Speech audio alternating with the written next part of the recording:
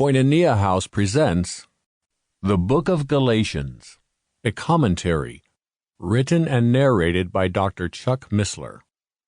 Now let's begin with the Book of Galatians. Well, we're gathered here to explore one of the most hard-hitting little epistles in the New Testament. Some people even called it a tract. It's a fairly short little epistle, and yet it had an impact on the entire world.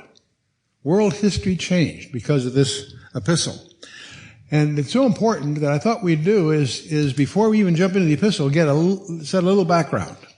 And so our first session here is really just going to explore a little background that becomes essential to understand if you're going to really glean what you can from this epistle. So we'll start in our first session with just some introductory remarks. We're going to review Paul's adventures to try to understand the man and to understand the issues that are not only facing him, but are facing us. One of the surprising things, even though this is born of some very intense local situations, you and I will encounter these same issues as we go forward in our fellowships and in the world. And so we do have challenges today that this epistle will address directly. We'll talk a little bit about Galatia. Where is it? What was it? There's some debate exactly what's involved here. There's northern Galatia and southern Galatia. We'll explore what that really means. But the primary thing we're going to deal with is the attack on the early church by what's called the Judaizers. What's that really all about?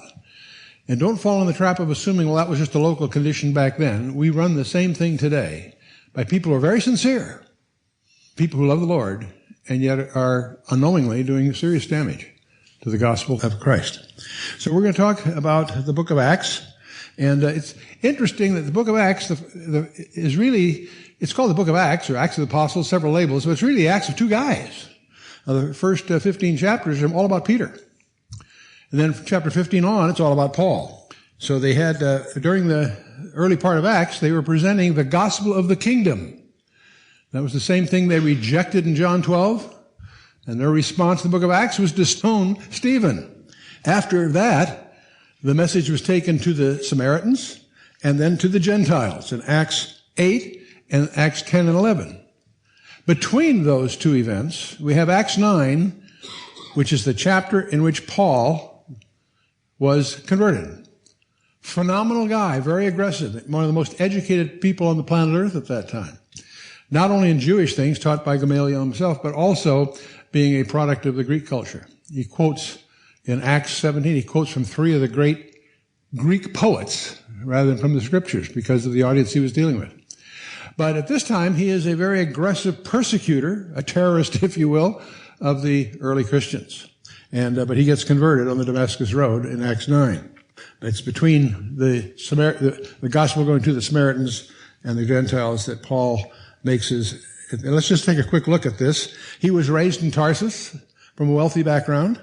Then he was educated further in Jerusalem as a Pharisee of Pharisees, in fact, by Gamaliel himself. He was probably present at the crucifixion. It's hard to imagine him not being in view of the circumstances, although no one makes reference to that necessarily at that time. He's holding the coats of Stephen while Stephen is stoned. But on the road to Damascus, an event occurs that totally alters his life and attitudes and perspective in a dramatic way. He's temporarily blinded, visits Ananias, and is where it's healed, and he's baptized.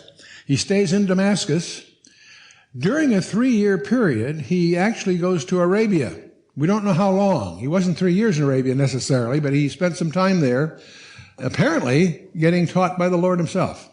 Then he returns within those 3 years. By then, in Damascus, things get so hot, they have to ship him out of town with some covert operations in effect. Let's just take a look at Acts chapter 9 to refresh this. He's called Saul in those days. Starting at verse 1, and Saul, yet breathing out threatenings and slaughter against the disciples of the Lord, went unto the high priest and desired of him letters to Damascus, to the synagogues, that if he found any of this way, whether they were men or women, he might bring them bound unto Jerusalem. And as he journeyed, he came near Damascus, and suddenly there shined around about him a light from heaven, and he fell to the earth, and heard a voice saying unto him, Saul, Saul, why Sample complete. Ready to continue?